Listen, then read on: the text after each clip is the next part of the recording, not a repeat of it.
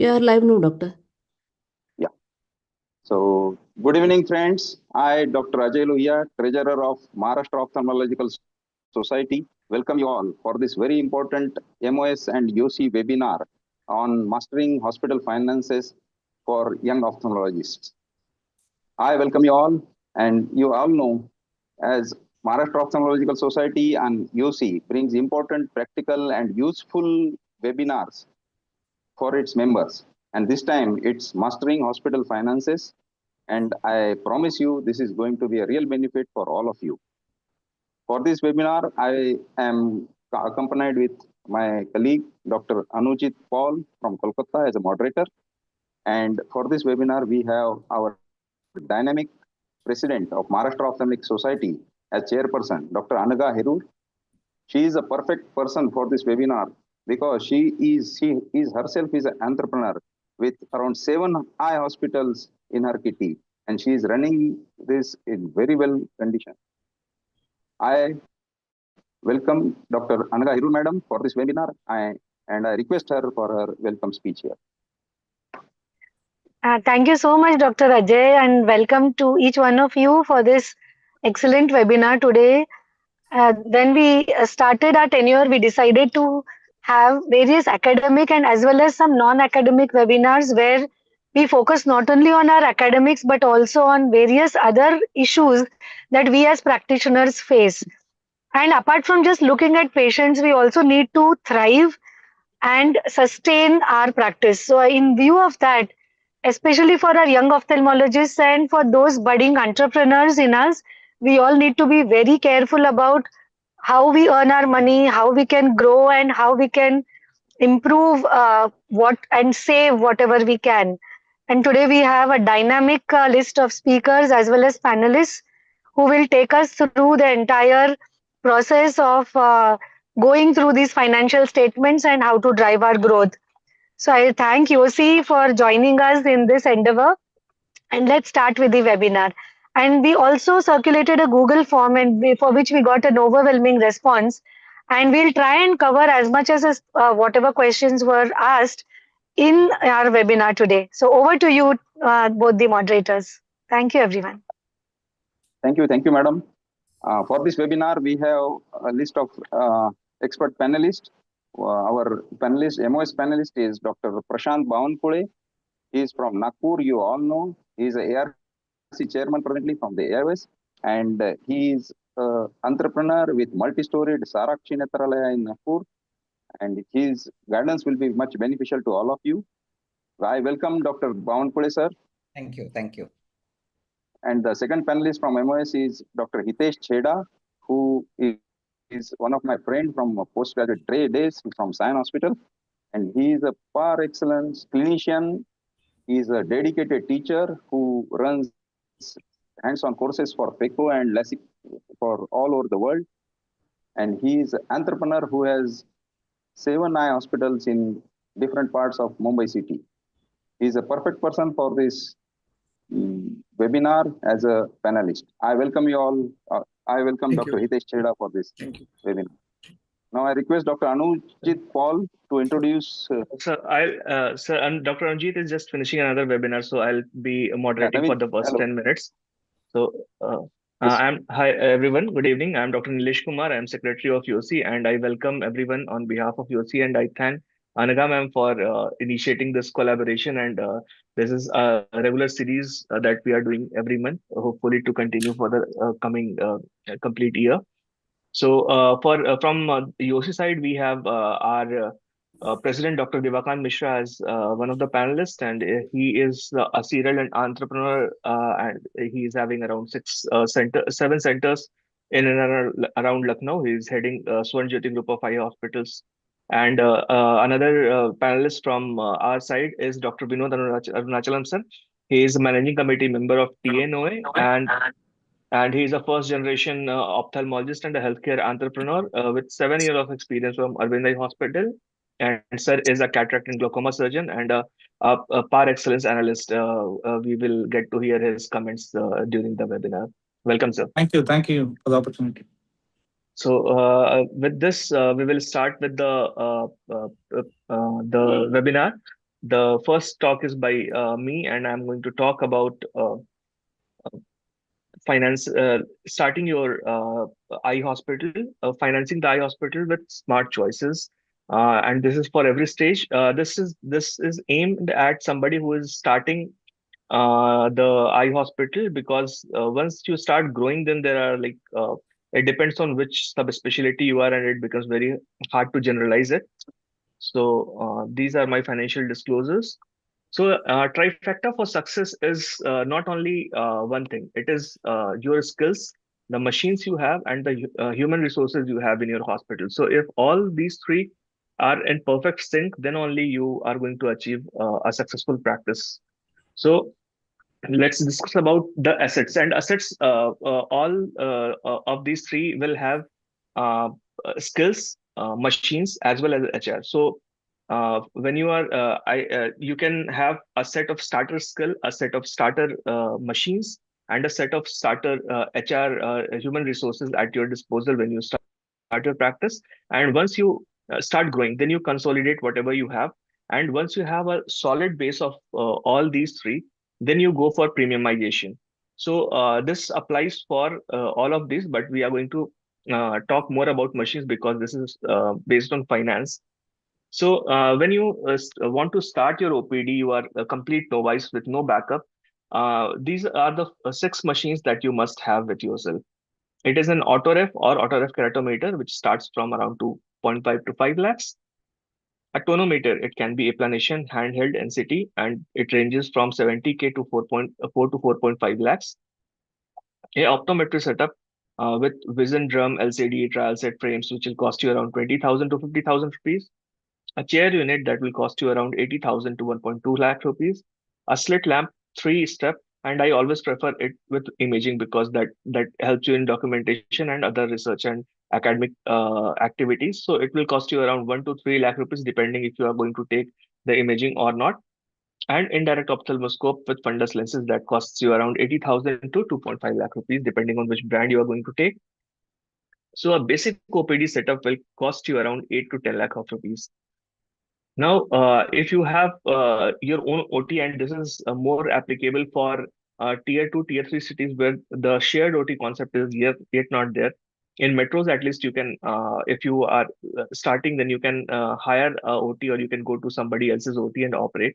But if you have to have a OT and you have to start it, autoclave that will cost you around 30K to 80K. Ultrasound biometer that will cost you around 2.5 lakh to 3.5 lakh.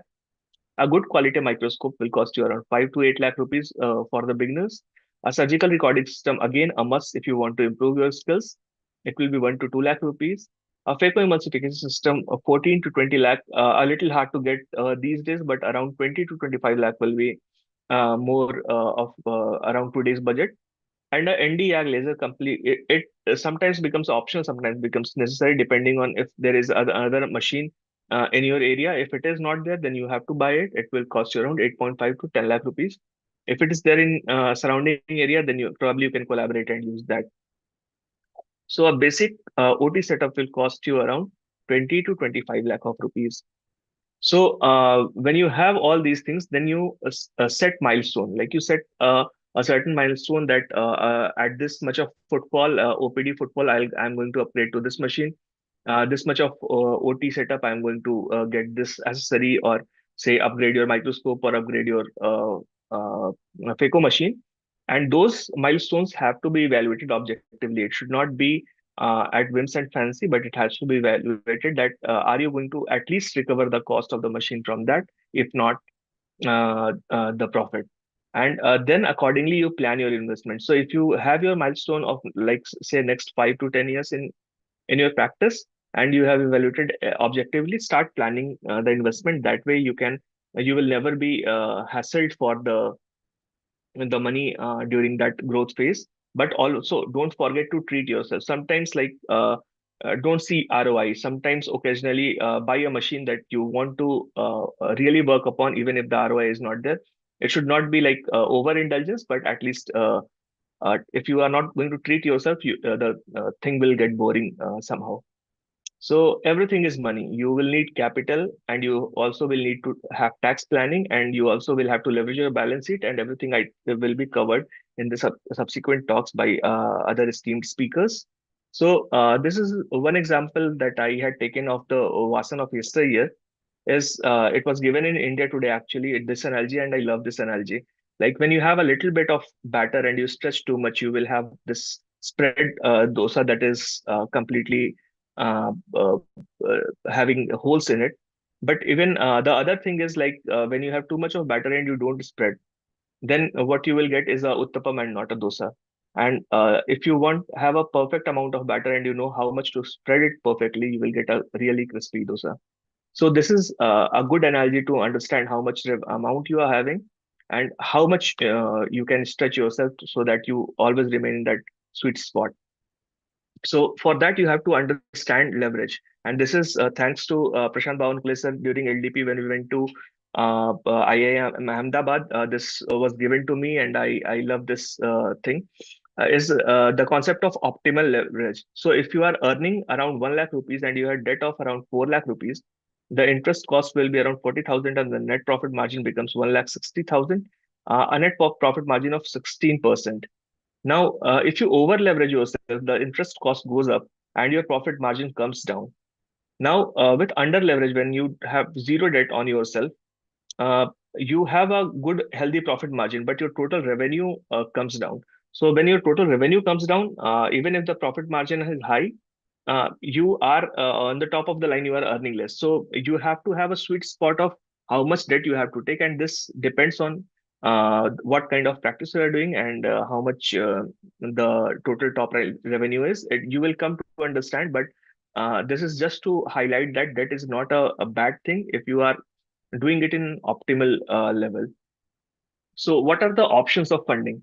You have inheritance, you have internal accrual, you have borrowings from family, friends, and relatives, which is always almost every time at 0% or a very low interest rate. Then interest-free loan or equally divided PDCs that companies help you get. IOL bundling that you can do without premium, IOL bundling that is with premium, loans from nationalized banks, and loan from NBFCs. So why me? Because I think I have exposure to all of these right now. Inheritance is from my father. The internal accrual I have done throughout residency, and I'm doing right now in my practice. Not yet. I have borrowed from my family, but yes, interest-free loan I have taken for a specular microscope that is ongoing right now. IOL bundling without premium is going for a Callisto that I have bought, and IOL bundling with premium is going for the Phaco machine of Quatera. No, there is no loan from nationalized bank, but loans from NBFCs for my fundus camera and OCT. So I have exposure to all of this, and that's why I thought that this is something that everybody needs to know how to use it.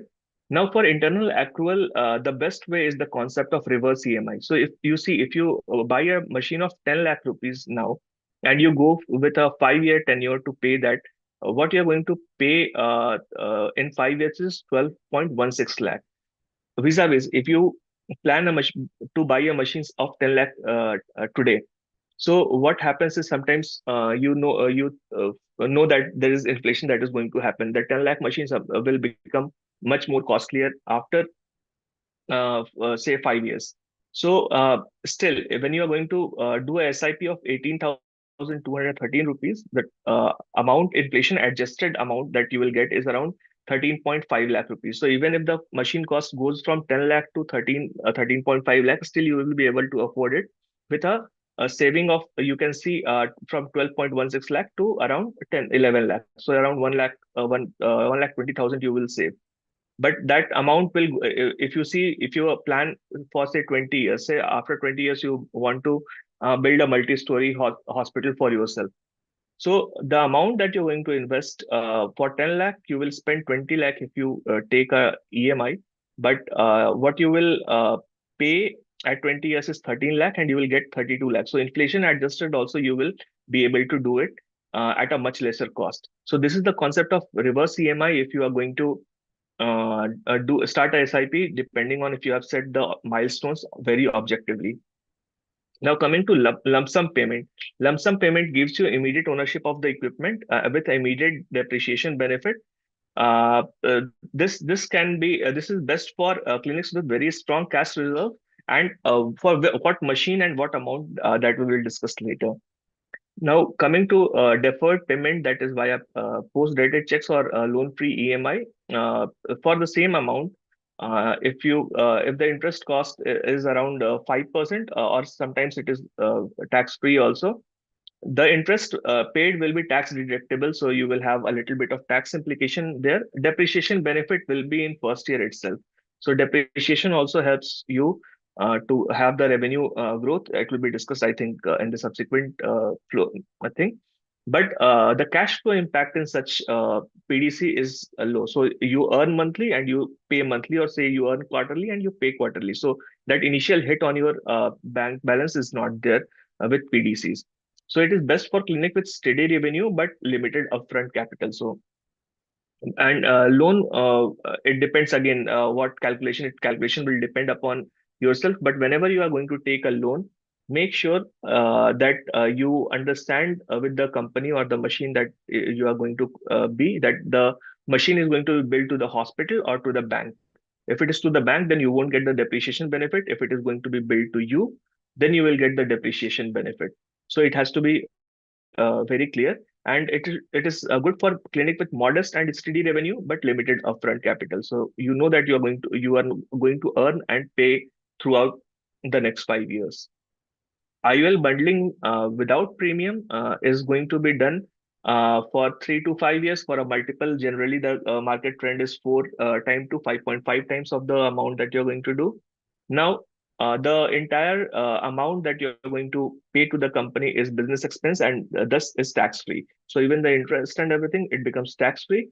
Now, you see, if the MOU dictates that a transfer of some amount goes to machine, then that becomes additional income and becomes liable for income tax. So understand the MOU, and these are very fine terms. You when you go into the nitty-gritty, you can contact any of the expert panel here and understand what the nitty-gritties are.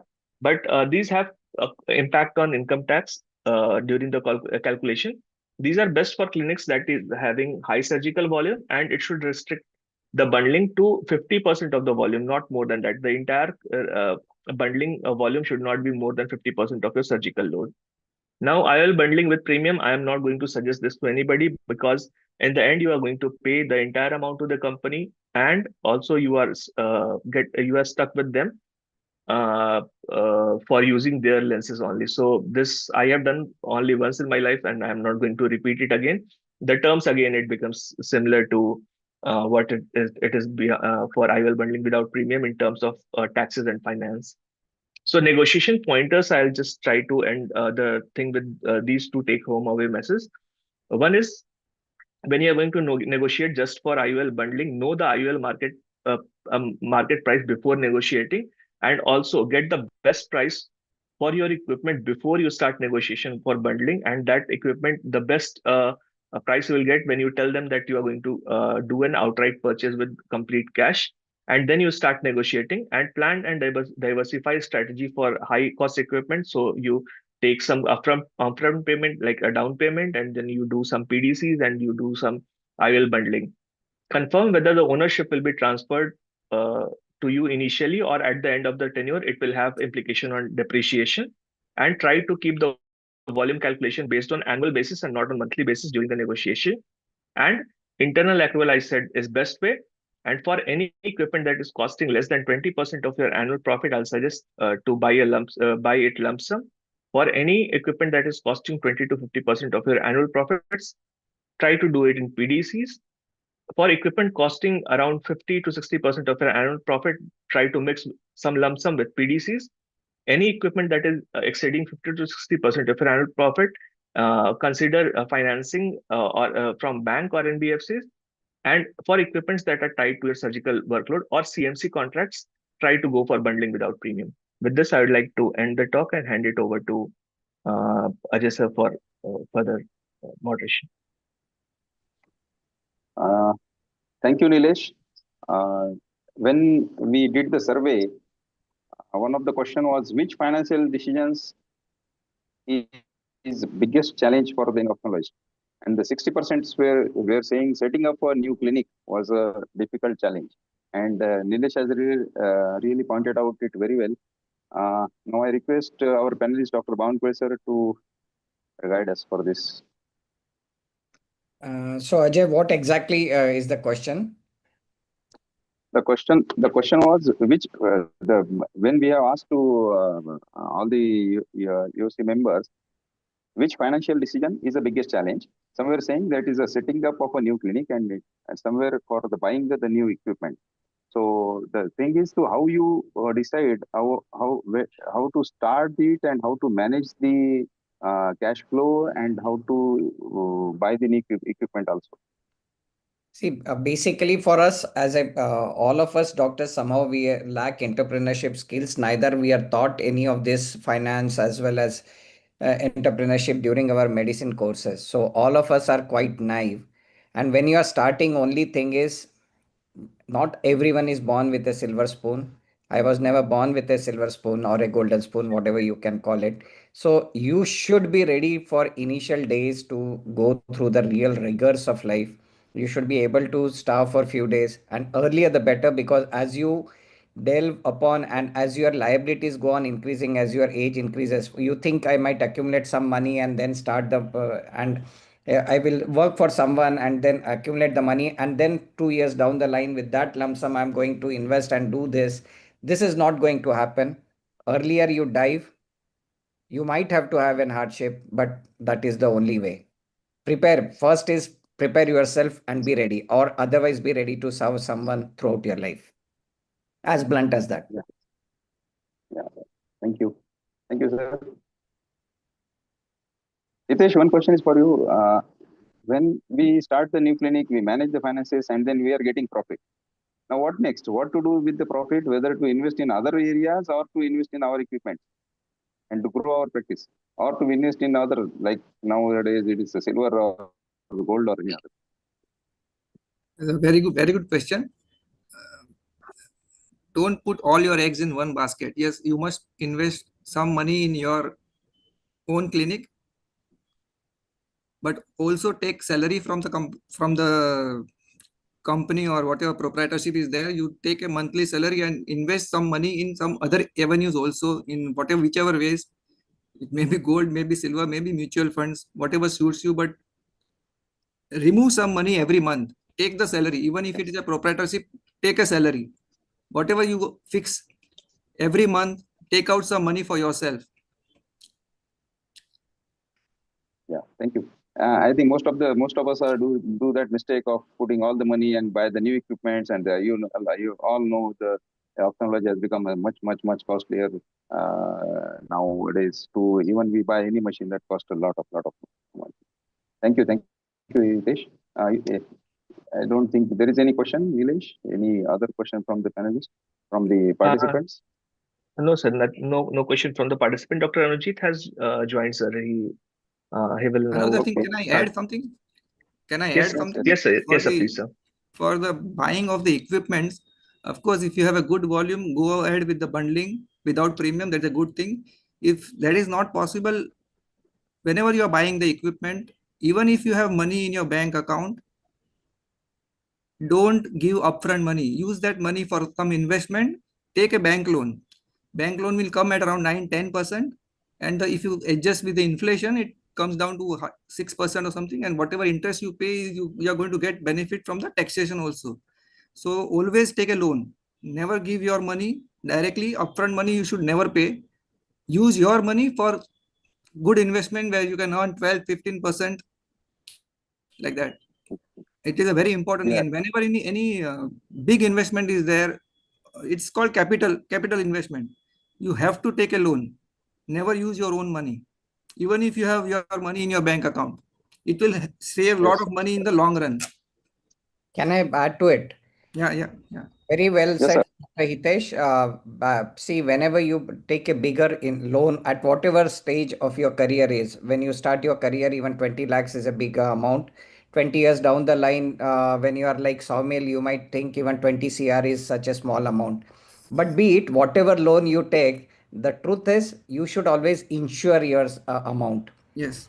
That is the most important thing which every young entrepreneur should learn. So even if you take a loan of 20 lakhs, if anything happens to you, your family will have to sell all your assets or whatever you are earning is to pay back for that bloody depreciable instrument. So whenever you take a loan, please buy whatever that is called an insurance for if anything untoward happens to the to one of us, and then it can be so that your family is not on the streets. Most important message, please do remember whichever type of loan you take. Yeah. That is coming So, first. Dr. Vinod sir is, yes, sir. He is a first generation ophthalmologist as well. So, sir, how do you plan your when to upgrade and buy a machine? At what is the objective calculation that you do? See, being a first generation ophthalmologist, I actually, when starting, as per your talk, 6 months, if the clinic doesn't run also, I calculate accordingly. How should I plan? Even if patient doesn't come also, how should I? Because I don't have any backup. So I wasn't practicing in my town. I was working at Arvind. Suddenly, I came and started my practice. So initial 6 months was initial hiccups. I planned and kept money for that. I didn't buy OCT initial. Being a glaucoma surgeon, I didn't get OCT at the start of the clinic. I had a LSR only. So for a low budget, that to PDC, I bought everything, including phaco machine. Once the clinic started pick up, as Dr. Hilesh told, I didn't go for a cash. I went for a loan, so that amount I kept and invested in SIP and some other funds, so that when it grows, I can use it for some other funds has been used. So being a first generation, I don't have anybody to guide. So all the struggles I underwent and I learned from my initial phases, and gradually it started to bargaining with the companies. As you said, the IOL bundling, initially I had difficulty in the first year. So second year I didn't go for IOL bundling. I went for the PDCs. So it is as a learning curve only. Thank you, sir. Thank you so much. Ajay sir, I think we should move to the next talk. Okay, the next talk is from Dr. Somil Seth. Somil Seth is from Mumbai and a prolific surgeon from Mumbai. He's a gold medalist throughout his career and very good academician, equally good in finances. Held key post in Bombay Ophthalmological Association, and he'll be talking on a quite different subject, which is reading profit and loss statement in opthal practice, a practical guide. Over to you, Somil sir. Yeah, thank you very much for the kind introduction. Am I audible? I'll just share my Sir. slide Yes, deck sir. as well. Yes, sir. Yes. Okay, can you see my screen now? Is my screen visible? Yeah. Yes, Piyush. Yeah. So I've just started my PowerPoint now. So basically, ophthalmologists, as they say, what is more relevant today is finance, and you should be well versed with your accounts. And that is why we have webinars like this. It is just not the practice that matters. The way you do it, the way you go about your finances is also important. So we are at that crossroads where instead of leaning more towards PowerPoint, we are more leaning towards the Excel sheet. Because we are just not doctors, we just don't have our own solo enterprise where we practice as clinicians. We also practice as entrepreneurs, what I like to call as doctorpreneurs. And we wear many hats and we have many hands and we do complete multitasking all the time. We're just not working as clinicians.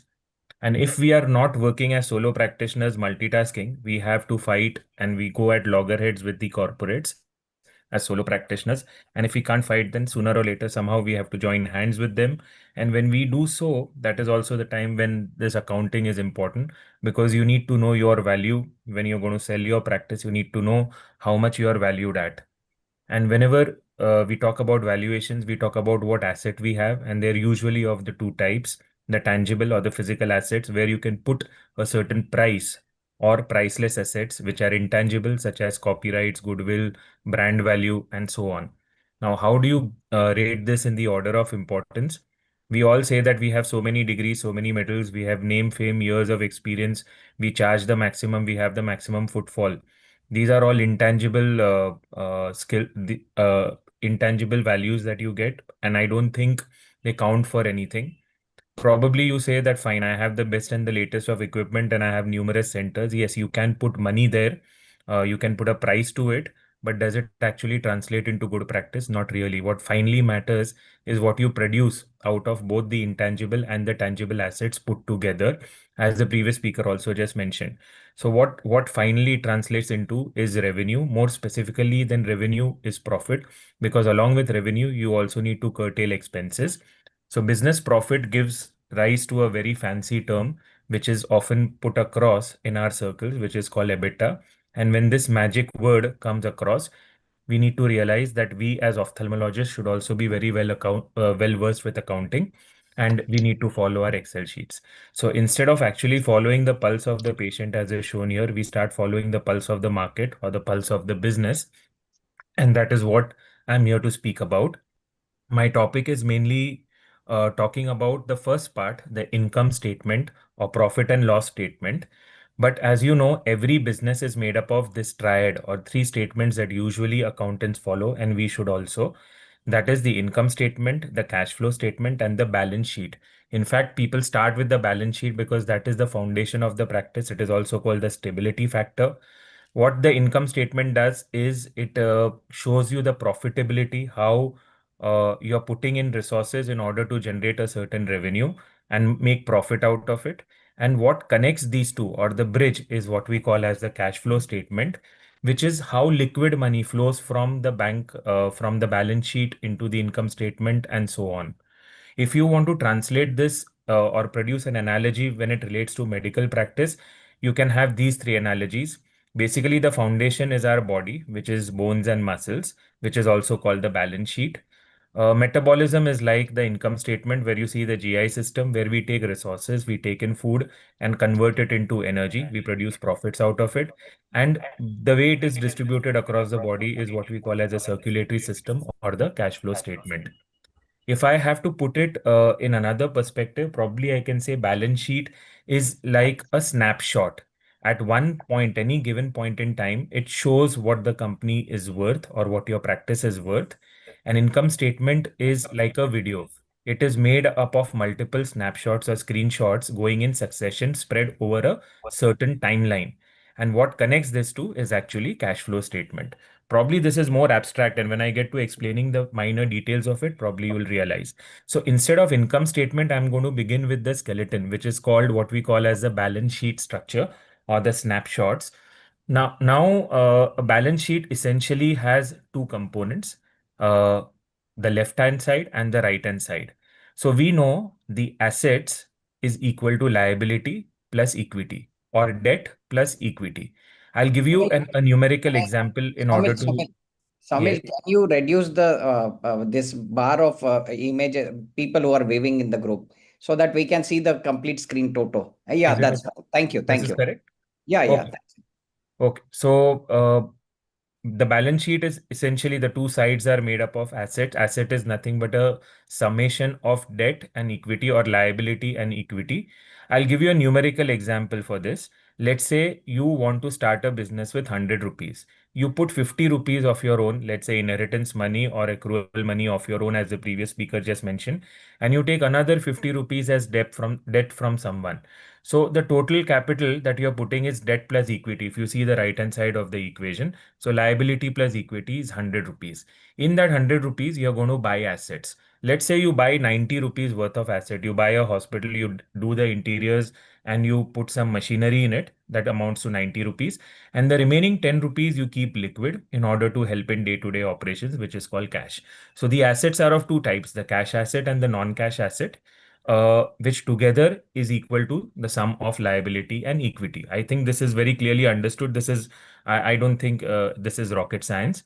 We come to a slight more breakup of this, what we call as, now we're dealing just with the left hand side. Asset, I said, is made up of two components, a cash component and a non-cash. Non-cash, you say, is probably down the ladder here where it is least liquid. You cannot convert it into ready money that easily. And cash component, which is at the top of the ladder, which is the actual cash that you have in hand. So when you say non-current assets or assets which you cannot convert into money or which are long-term, are probably these that we already know about. PPE. PPE is property, plant, and equipment. So the place that you have bought, the interiors that you have done, the decor that you have set up, and the equipment that you have purchased. And usually this is given as a depreciated value. Note that depreciation usually applies to plant and equipment. It does not apply to property, though in commercial property, you can also claim depreciation. In that case, the capital gain later on will be higher, which you can probably offset. So this is one aspect. The second is you probably, instead of putting all your money into equipment on the first day, you put some money into external securities, not the securities of your own company. Let's say you bought mutual funds, debt mutual funds of some company, equity mutual funds of some company. So that is again a long-term asset. The third is your intellectual property, or PCG, is what I call as patent, copyright, and goodwill, or your brand value.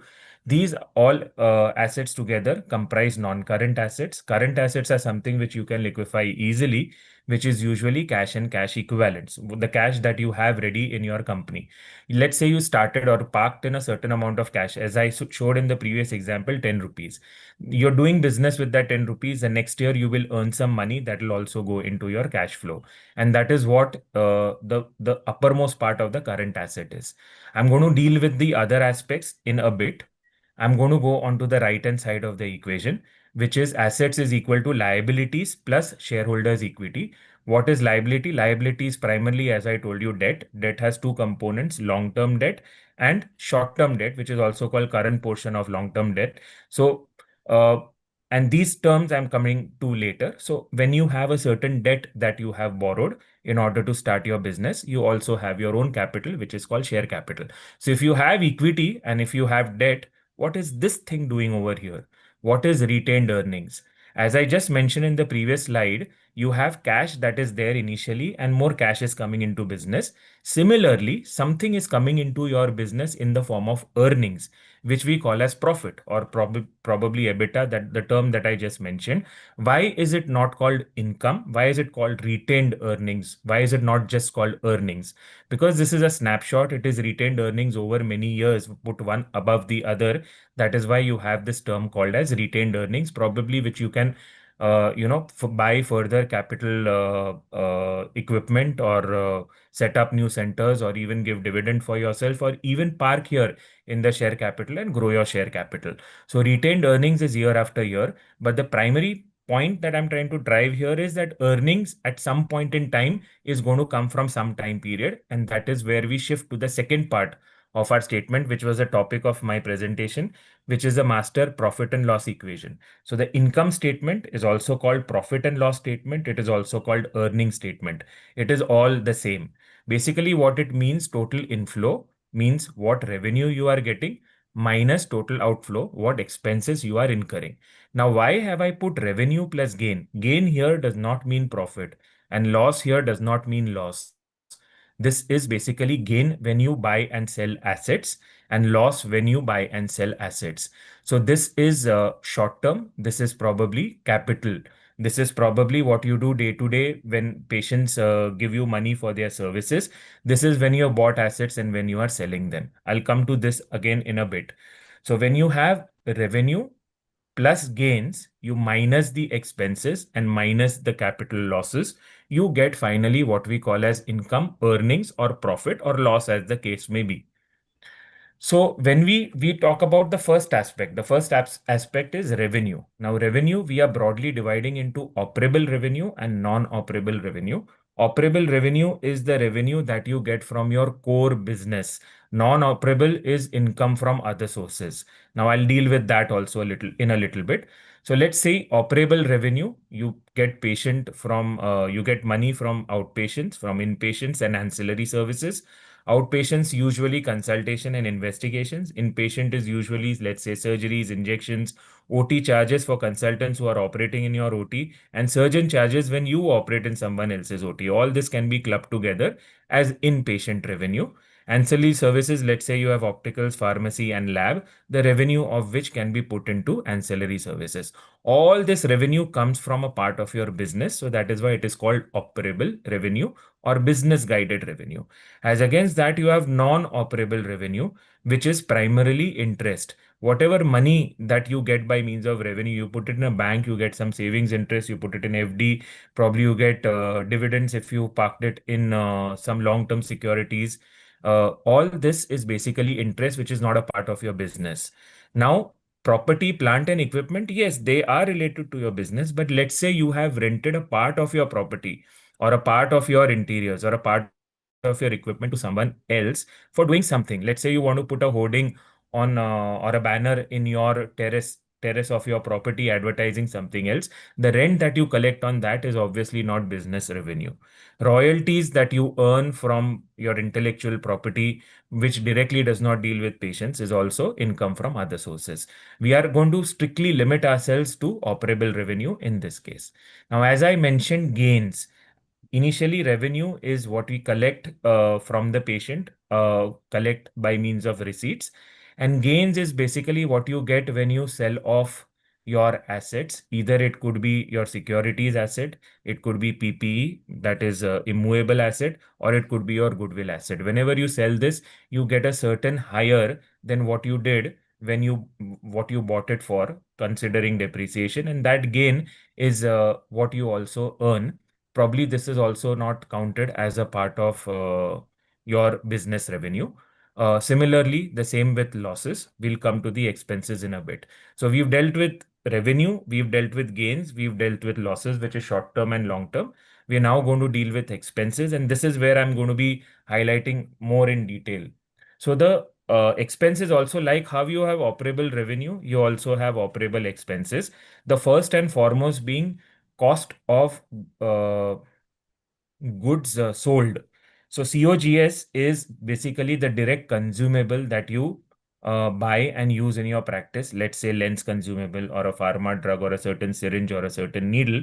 I would put this abbreviation as cost of goods and services, because in our case we sell our services more than we sell goods. We are not a shop basically. So if I have to put COGS, it is basically the patient receipts that you collect from the surgery, in which the expenses, which is direct consumable expenses of the lens, is what is counted as COGS.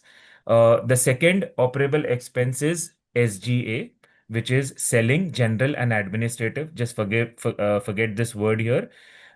In selling, general, and administrative, we have basically salaries and professional fees of doctors as the primary expense. The second would be rent that we pay to a place if the place is not your own, and the repairs and the maintenance of that. Number three would be FUT, that is fulfillment, utilities, and transport, which is basically all the expense that you incur while delivering those goods and services. And the last is referrals, which is there in our practice, where we probably end up paying referral to marketing agencies, advertisements, and marketing expenses. So you have this SGA expenses going into the second column. Now, why is this important from a doctor's perspective? There is a certain percentage that you always put to how much ideal COGS should be, how much ideal SGA should be, and so on. From the operable expenses, I'll go on to capital costs. Capital costs primarily is depreciation and amortization. Depreciation basically means that your capital or your equipment or whatever you had, even your intellectual property, is going to have some attrition over time, and that is an expense which is not cash. You don't put it as a certain value in expense. That is because you don't incur that expense in cash, but it is accrued because you bought that equipment and it is going to wear off over time. Its value is going to decrease, and that value you are just going to add to the expense without the cash component getting added. It is just there that you add to make the adjustment. The second is interest on debt. This is actual cash expense, because the debt that you have taken, which I mentioned as a part of liability, there's a certain interest that you have to pay. This is also a cost. And obviously, the taxes that you pay to a government is also an expense.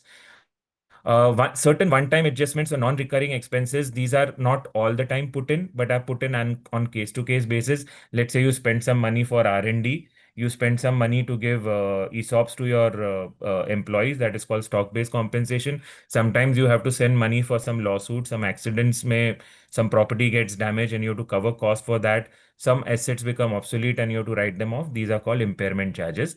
And personal withdrawals is not pertain to the company, but if you have a proprietorship, there are certain semi-personal expenses like car and the fuel that you use, the phone that you use, probably you use it for business as well as personal, and you can account it in either category, where purely personal expenses are what you manage your home with. So After having dealt with the expense structure, I'm going to come to this profitability staircase where you have the operable revenue that I discussed, you minus the cost of goods sold, and you land up with what you call as the gross income or the gross profit or the gross earning. Income, profit, and earning here are used interchangeably.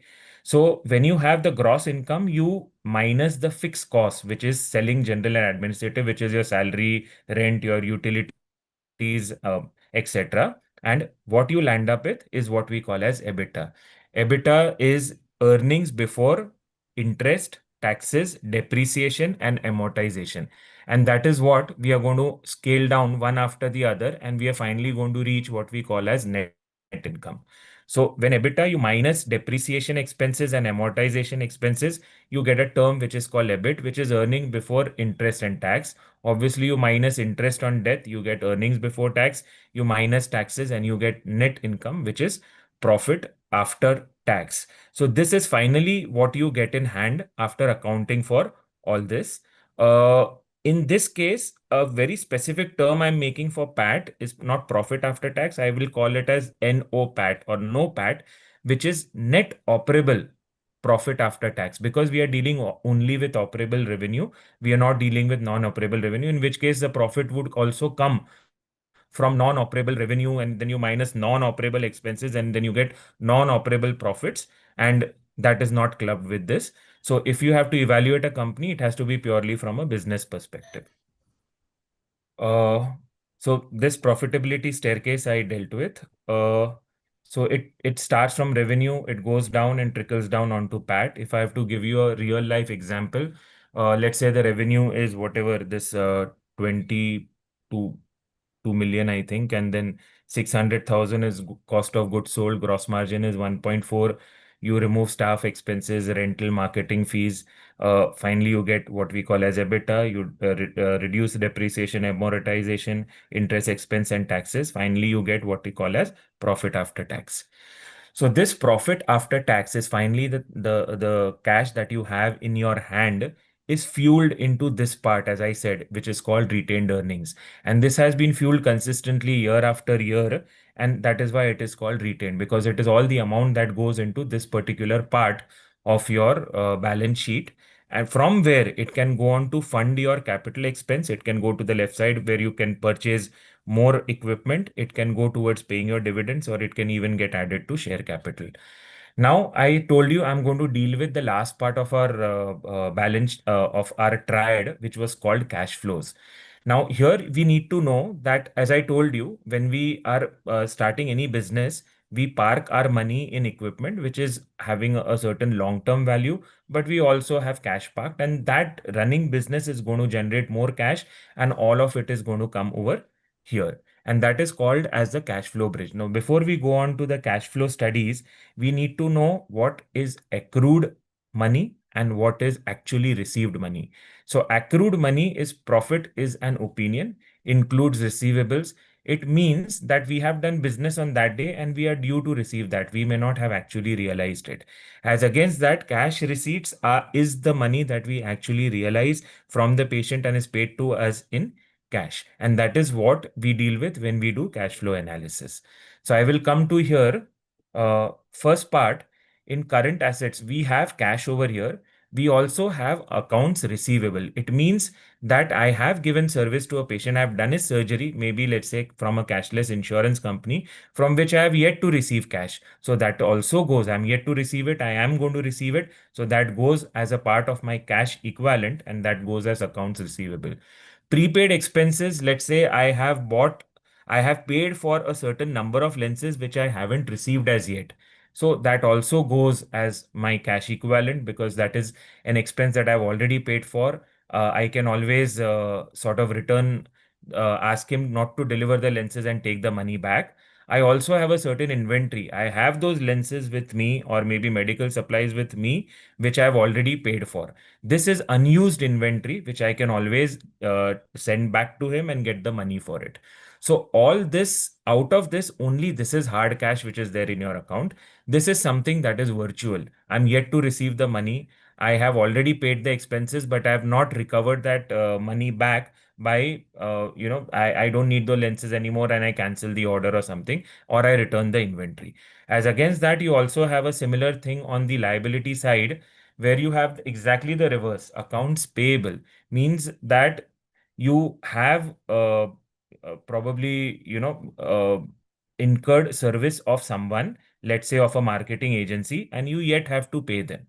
Unpaid expenses, or also called accrued expenses, you have taken the lens from a person, but you have not paid them that. Also, you've taken certain advances from a patient, but you have not yet given them service.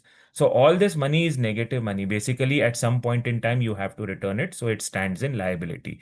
But this is again not hard cash. It is there virtually in the book. So cash flow basically deals only with hard money, which is there, which is realized. It does not deal with unrealized money. So when you have to equate cash flow along with net income, we come to a very important concept, which is called working capital. And working capital is basically nothing but uh, all the current assets over here minus the current liabilities.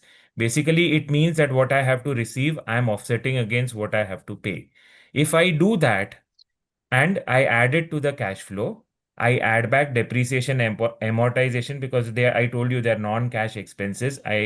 I have taken a value based on the capital that I have invested, but it is not gone actually from my account. It's only to probably get exemption from tax, and probably to consider that my asset is devalued when I'm selling that asset. So it's not actually again hard cash. So if I'm adding that back, I finally get net income. So the difference between net income and operating cash flow is basically depreciation, amortization, and addition or subtraction of working capital. So this cash flow bridge I have explained. Apart from operating cash flow, you have something called investing cash flow. Operating cash flow, as I said, you have hard receipts of the patient and you have paid hard bills for the lenses or consumables. Investing cash flow is where you have sold a particular machine and have got some amount for it, which comes into your account, and then you probably invest in another machine where you pay, where you spend for capital expenses. Financing cash flow is where you receive loans from a person, that is debt, or you probably get equity from someone, and the outflow is when you repay either the loan or you give dividends to a person. So this is an example of net income is 450,000. You add back depreciation because, as I told you, it's a non-cash expense. When you add this two and you subtract increase in accounts receivable, you get net cash from which is what we call as operable cash flow. Investing cash flow and financing cash flow, you get what we call as a net cash balance. So this is basically highlighting all the three statements that I talked about: cash flow, balance sheet, and P&L, and how they communicate with one another, how one enters the other, and let's say from P&L, you enter cash flow. Net income is starting point of indirect OCF, that is operable cash flow. As I told you, the difference between net income and operable cash flow is just basically working capital and addition of depreciation, amortization, and so on. And you always find connecting links between the two, between the three. And this is essentially the financial triad that we have. With this, I want to end my presentation and want to take up questions on this. Thank you so much.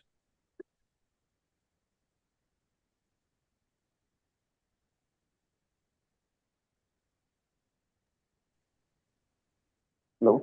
Thank you. Thank you so much, sir. Nilesh, any questions from participant, or if Anujit has joined? Anujit, please take over. Yes, thank you. Thank you. So, thank you for breaking it down. I think more than a class, it was more like a master class over here. So, what to do in cases where, uh, as young ophthalmologists, what even Vinod sir was mentioning is that sometimes our losses as well as our cash inflow is not matching up to the losses that we are incurring. Where is the part of the losses that we can control to decrease them when the cash inflow, especially in the lean season, etc., is causing problems in terms of our overall balance? Where do you think is the cash outflow going? You meaning to say that you have these Yes. fixed So expenses as staff salaries and marketing and rental expenses, and you're not receiving enough receipts for it, is what you're trying to exactly. imply, So correct? we have over time as young ophthalmologists, we have a recurrent expenditure which tends to increase, and then every financial year we tend to onboard a new recurrent expenditure, but not always do our clinics or our OT setup receive the same amount of cash inflow.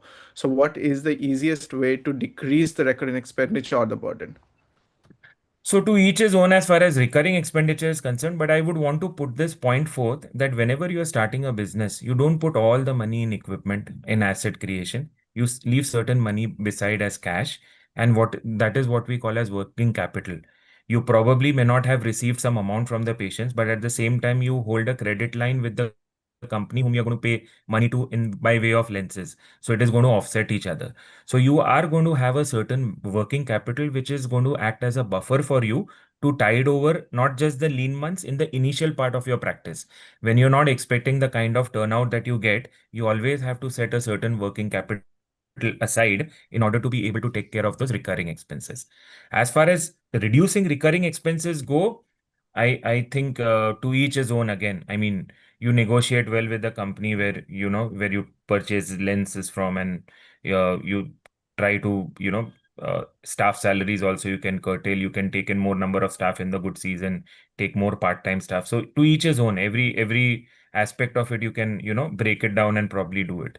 But keeping a working capital and keeping a certain provision for the lean months and not putting all your money into capital expenditure is the correct way of solving this problem. Right. And what is the best way to capitalize on profits made every month? Where should it ideally go, and what percentage of it should be kept as investing, and what percent should be kept as expenditure for So, future investments? correct. So, as Hitesh rightly said, don't put all your eggs in one basket. See, the correct answer is that I will tell you, what I do is I make my business compete with the business that I'm putting money in. Let's say I'm putting money in the stocks of a company ABC, which is public listed, which does not belong to ophthalmology. Let's say it's a machine manufacturing company. I've put money in its stock. I know the kind of internal rate of or the rate of return or the returns on investment that I'm getting. If my returns on investment with my own company, my own enterprise is higher than that, I would tend to put more money out of the profit there than put it somewhere else. So we have, yeah, so we can invest in debt instruments which give the lowest kind of returns, but they are the most secure. Then we have the equity kind of investments which give you a slightly higher return, but yes, they are not within your control. They are within the control of the people who are managing that company. The third part, which is probably the riskiest, is your own, but at least you have still control over it. So though if you feel that you are growing at a very good rate year on year, as compared to all the other companies that you put your money in, that is where majority of your profit should go. Right. Okay. Thank you, sir. Dr. Prashant, sir, would you like to pitch in with a few comments? As you said, when you start with baby steps. Don't be. You said you can have initial day, even if you have a capital. You set aside some funds for running expenses day to day, but always take a measured step when you are a beginner. And throughout your career, you should always assess what is happening, and you should, when you start growing up the ladder, always look at the last 2 years financial statement. That will give you which month was lean, how did it behave, and that experience you should keep on assimilating and adding to your next year's future planning. So this is what you should be doing. And initial time, you should not get carried away by the company people who will come and tell Anujit, Sawmill has bought this particular femto machine. It is the latest, and he's doing hundreds of cases on it. Just call Sawmill and ask. He might tell you, no, yaar, 10-15 he cases हो रहा है. So don't get carried away by those fancy words. They are the marketing people. They will just sell the machine, telling you that there is a inherent big competition and a big chunk in that new machine. Don't get carried away. This is only a message to the newcomers. Once you reach a stage of Sawmill, then bloody do it anything. So, right, sir. Sir, Anujit, just to answer your previous question, you said, no, how do you keep a curb on the expenses per se in the lean months? So, whenever we put all the various categories of expenses, we give a certain percentage to it. And if that percentage is exceeded, we know that we are going wrong somewhere. For example, COGS, which is cost of goods sold, should not usually be more than 20 to 25% of your operable revenue. Let's say you are charging 100 rupees for a cataract surgery, the price of the lens there should be not more than 20 to 25 rupees. So if you're doing a multifocal lens, let's say, which is going to cost you somewhere around 30,000 rupees, the price of your surgery at least should be around, let's say, 1.5 lakhs or 1.25 lakhs or something. Suppose if it is not, and you're charging, let's say, 60 to 70,000 for that surgery, already you have incurred 50% of COGS. So in that revenue, straight away 50% has gone into COGS. What the others are going to then fall into, finally you're going to land up in a loss. So like that, we have for others as well. The second is SGA expense. In SGA, usually there is rent. Rent should not account for more than 5 to 10% of your operable revenue. So if you are making 1 lakh a rent, 10,000 should be the 5,000 rather should be the rent of your place. If you're paying more rent, probably you're not scaling up enough, or probably you have to do something to either downsize rent or look for another place or something like that. The another thing is the professional fee of the doctor usually is not more than 5 to 10% again, like rent. The salaries should not exceed more than 10%. If you're, let's say, earning 10 lakhs a month, your salary should not ideally exceed 1 lakh combined together. So it should be like 10% of your total operable revenue. Now, if you put all these percentages together, COGS, let's say 20%, then 10% salary, 10% professional fee, 5% rent, a marketing expense of another 10%, you finally get a good 60, 65% as your expense. So basically what you're going to be left with is 30, 35% profit. Anything lesser than that, I don't think it's a very wise person doing business per se. And when I said professional fee, as what Hitesh mentioned, no, that 5 to 10% professional fee is actually not only the doctors working at your place, but the money that you keep for yourself. Always keep some money for yourself to meet your daily needs, which probably you can even invest in alternative ways. But always keep that money and be commensurate to the ratio at which you are earning that revenue. So probably then you won't have that expense pinching you and going beyond the revenue and for you to incur losses actually. So, Amil, how do I? This is a question from me to you. Basically, as you scale up, as you start becoming diversifying and becoming a bigger setup, still your margin should be 30-35% in today's world. Not really. It depends on to each his own again. If someone is comfortable even with a 10-15% margin, it is fine. So primarily what I mean to say, this is the optimum that it should be. When you have too many practices, it is very difficult to have this margin consistently across all practices. So you start with a 10% margin or maybe a 5% margin or maybe even a break-even point and maybe a loss also in the beginning. But then gradually when you scale up, you know that where you have to reach. You have to reach that point eventually. If you have not reached that point, then probably that part of your practice or that center or that business unit is not optimized and you can do better.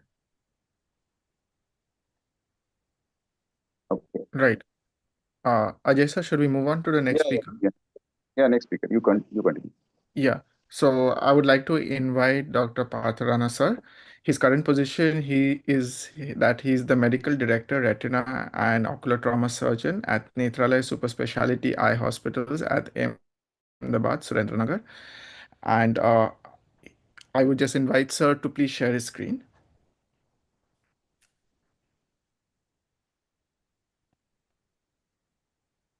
Dr. Rana will be speaking on revenue analysis, what actually drives growth in a private clinic. So, hi. Is it visible now? Yes, visible and you're audible.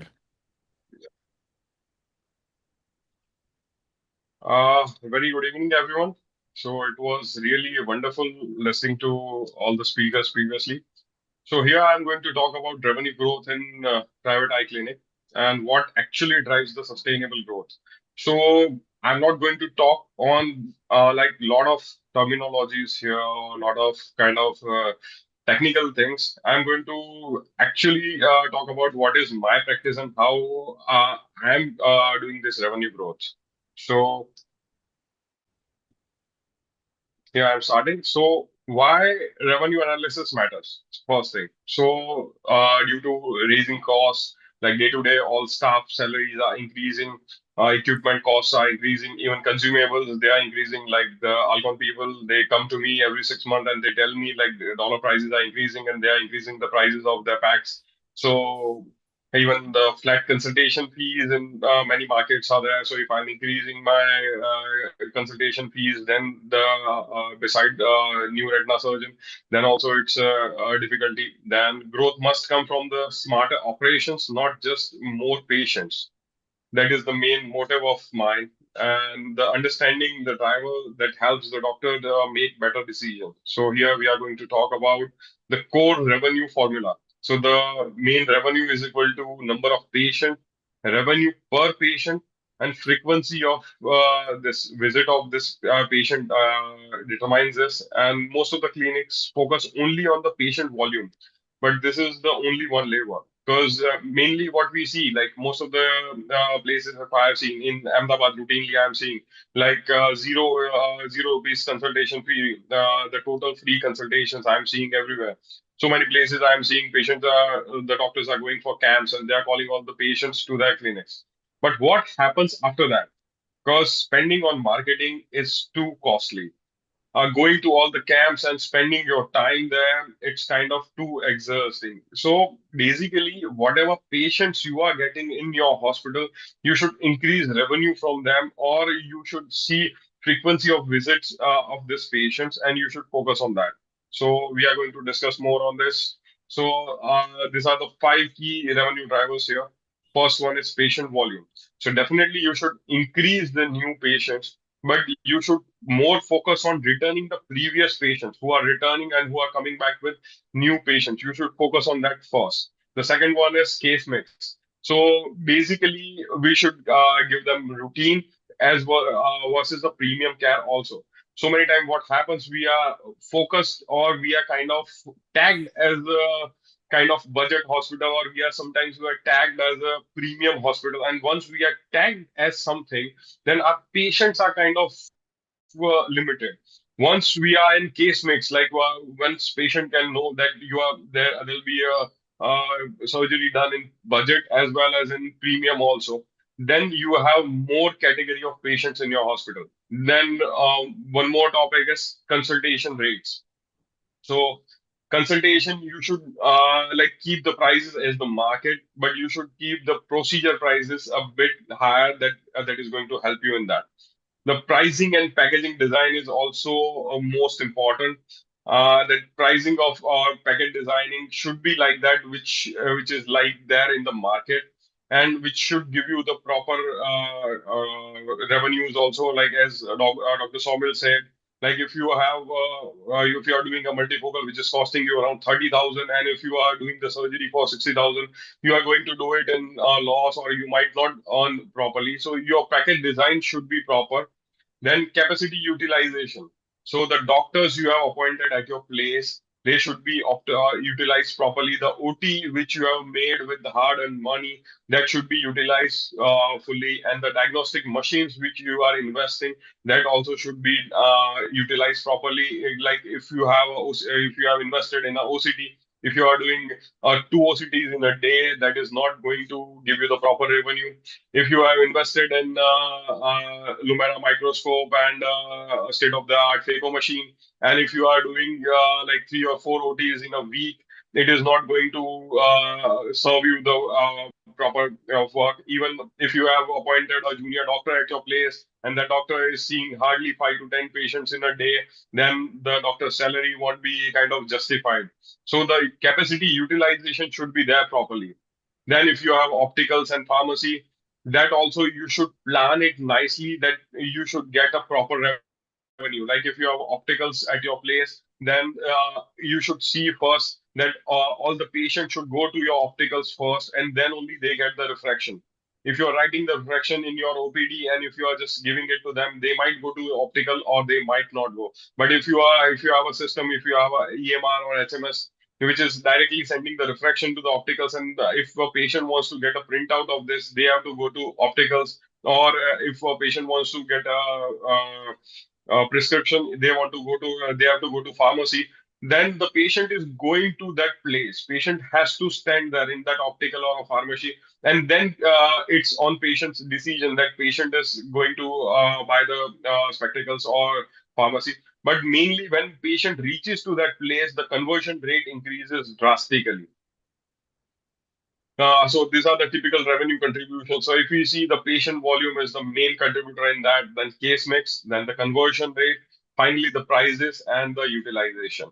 So if we see the patient volume, the obvious lever in this, the OPD growth through referrals and digital presence, we should increase. Then we should increase by recall systems for follow-ups. We should have a telecaller specifically trained for this at our hospital. It can be combined with the reception guy, or it can be combined with the optometrist, but one who's having kind of a bit of experience to understand like what all things they should discuss to the patient. And that person you should call for. That person should be kind of designated for this telecaller. The main thing in telecaller that once the person is calling and the person is not having that kind of attitude or kind of knowledge that what should he talk to other patients, that gives a negative impression. So we have to be careful like who's there on telecaller position. Then outreach and screening camps can increase the patients, but limitation of this is a volume alone increases the workload faster than the profit. So if you have more patients in your OPD, sometimes what happens if I talk about myself only, like if I have around 15 to 20 patients OPD in morning time, then I can handle it nicely. I can see all the, I can give chair time to all my patients. I can refer patients to other my colleagues also for glaucoma or for cornea also. Sometimes like whatever reports are needed, I'm doing that. But if I'm handling 15 patient OPD in morning nicely, but instead of that, if I'm getting 30 or 35 patients in morning, then what happens? Like my mind is giving me order like to finish this OPD fast and to go to OT after that. So if I want to finish that OPD fast, then I'm not sending my patients for referrals. Sometimes I'm even not going for OCT or something, and I'm like rushing the patient to finish it. And sometimes when I'm rushing, I can see that dissatisfaction on my patient's face that I'm not giving him proper time for which he's coming to me, for which he's paying this OBD fees. So only if we are increasing the volume only, that increases the workload, not the profits. Sometimes it is kind of negative sign also for your PD also.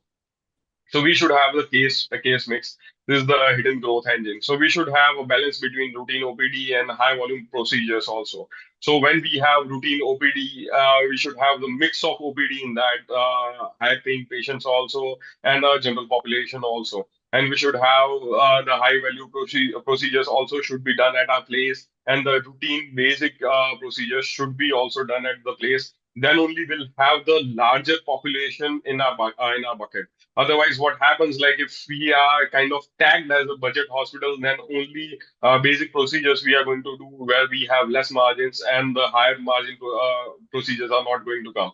And if we are tagged as a premium center, then only higher volume patients who are going, higher paying patients are only going to come to us, and who are like less in the market.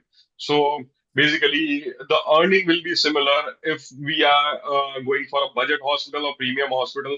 uh, but if we have if we are tagged as both the places, like we have balance between both, then we are going to see more patients in that. Then we should have cataract refractive surgery, retina, glaucoma, premium IOLs, advanced diagnostics. We should do all the things in our hospital. If we are not doing all of them, then at least we should have a visiting person coming at our place. And then we can have a kind of proper multi-specialty or super specialty hospital at our place. And that gives a good impression to our patients that here, if I'm coming with any problem, all the problems will be solved here. Then small shift in case of case mix can outperform the large OPD growth and large profit growth in that. Then if we see the conversion rate, so the consultation to the procedure, if we see conversion rate, for that we need clinical trust. If a person is not trusting you, they are not going to come to you. You are not going to convert that patient. Trust is the most important factor for conversion. Because nowadays it's not like that. Like in a city, there are 3 or 4 ophthalmologists are there, and they have only these options. Every second street is having an ophthalmologist sitting there with a private hospital, where only one thing matters is the trust. If your patient is trusting on you, then you can get the conversion. You can charge to the patient. There's no bar in that. But if a patient is not trusting you, it's kind of difficult for you to convert the patient.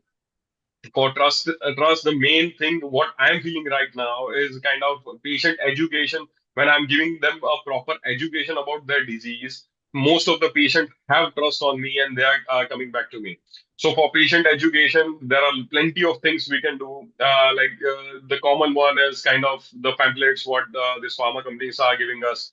One more thing, what I'm having is kind of an application I've made for the patient with augmented reality, where I'm showing them like whatever disease they are feeling, they are seeing in the mobile, like this kind of problems they are facing, and they are kind of trusting it, they are understanding it.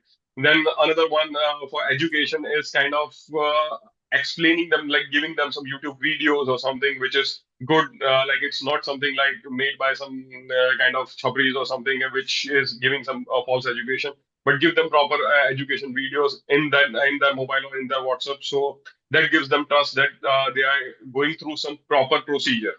Then clear counseling should be there, because most of the time what happens when we are giving something like when we are giving them prices for monofocal is this, multifocal is this, extended range is this, and then the clear counseling is not there, which for which lens you are prescribing this. Then patients are not kind of trusting you. But when you are talking to them, or your counselor is talking to them, and they have kind of boxes with them, like this is the kind of monofocal is from this company, and this is the price for this. Then clear counseling when you are doing, when you are showing them properly, then the conversion is good.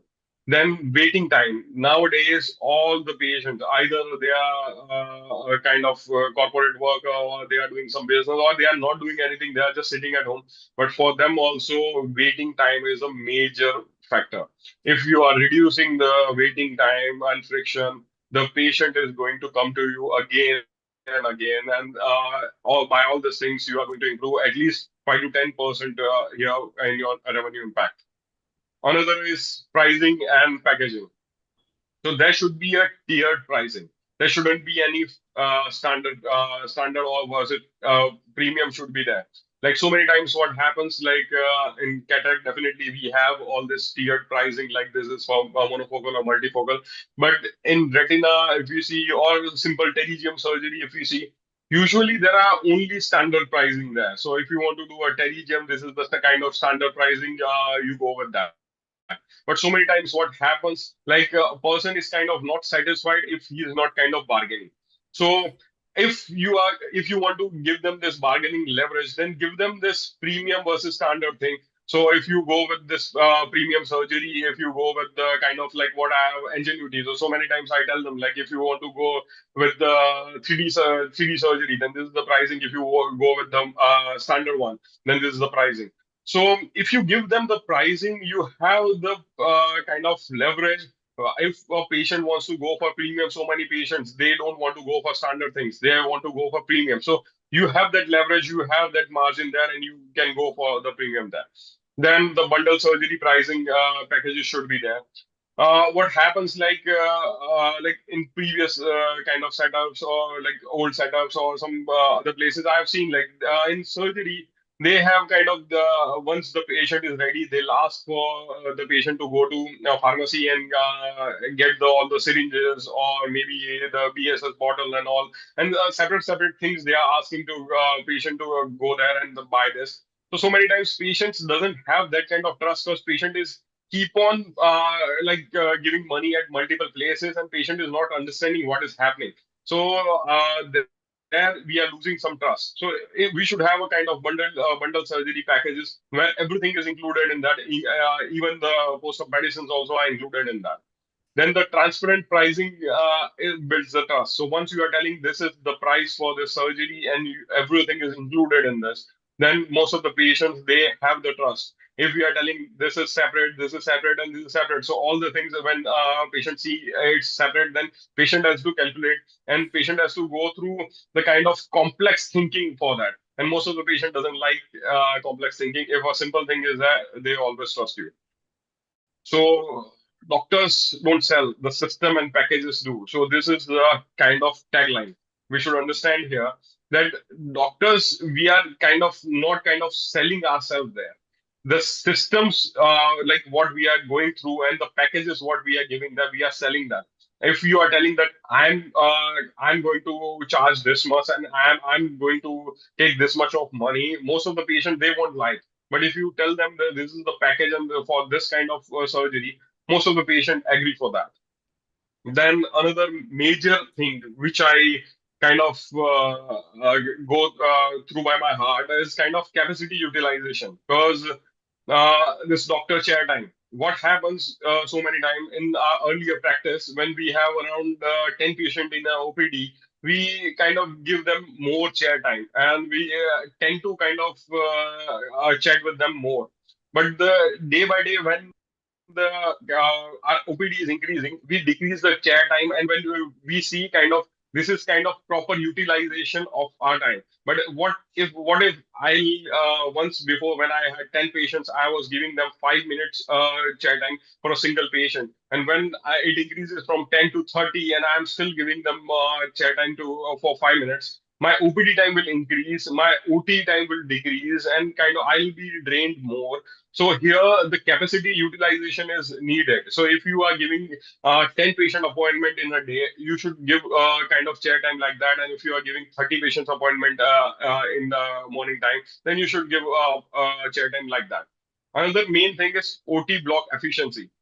So what happens? Most of the private practitioners, they are spending a lot on their OTs. Like almost more than 50% of our investment is there in our OT. And what happens after that? Most of the doctors, they are doing surgeries once in a week or twice in a week, and rest of the days their OT is free. This is kind of waste of money, waste of the space. You are spending a rent on that. You are kind of paying all maintenance for all the machines, and you are paying OT staff for this. And you are kind of using that OT staff only twice a week, and the rest of the week you are just giving them salary for nothing. So your OT should be kind of working at least 70 to 80% of your hospital time. Either you use it, or you can just do a group practice, and where kind of four doctors or five doctors or 10 doctors who are coming at your place and they are doing the surgeries. You should combine kind of practice can be worked here. Then diagnostic equipment usage. That is also a kind of major thing. I'm also investing a lot of in my instruments, like most of the kind of premium instruments. I keep on kind of investing in that. But so many times, what I feel like, if I have invested 1 crore in my ultra wide field machine, so how many procedures I'm doing in a day? So if I'm doing at least 5 to 7 procedures in a day in that, then only my kind of breakage point will come. Whatever loan amount I'm giving, that loan amount should be like this is my own calculation. So if I'm doing 5 to 7 procedures 6 days a week into a month, then the money whatever is I'm earning, I'm going to pay that into my loans. So I have to do at least 10 to 15 procedures in that. So this diagnostic equipment usage should also be like that. And if you are a person who's not going to get this much of kind of patients, or this much of diagnostic you are not going to prescribe, then you should buy the machine in kind of club practice. Then ideal capacity is kind of a loss revenue with fixed cost unchanged. So what actually drives the profitable growth? So better case mix, then the more patients, then the higher conversion rates, then higher OPD footfall, then utilization of existing instruments, then buying the equipment, buying the new equipment. And growth comes from optimization, not exhaustion. So first, like when I started the presentation, then also I told, like, we don't have to focus on new patients or new instruments or new something on that. But whatever we have, how to optimize that, that is our main goal here. So if we are properly optimizing that, then our profits will increase. Otherwise, what will happen? Day by day, your OPD will increase. Day by day, you are doing more OTs, but your growth or your profits, they'll remain the same. So once you do the optimization, like as Dr. Saumil said, if you are not doing the optimization, your growth won't be there. So here are the key takeaways. So think like a clinician plus a operator, not just like a clinician and just do everything and then finally you don't know whatever is happening, whatever financially is happening in your hospital. Then measure the right metrics monthly. Monthly, you have to sit with your accountant or CA guy or someone who knows this metrics properly and then understand whatever you are doing rightly in your hospital, whatever wrong things are happening. Then small processes improvements compound over time. So if you don't kind of focus on your practices, whatever wrong things are happening in your hospital, if you don't focus on that, that will compound over time. And finally, after years, you will understand like you have lost so much of the thing.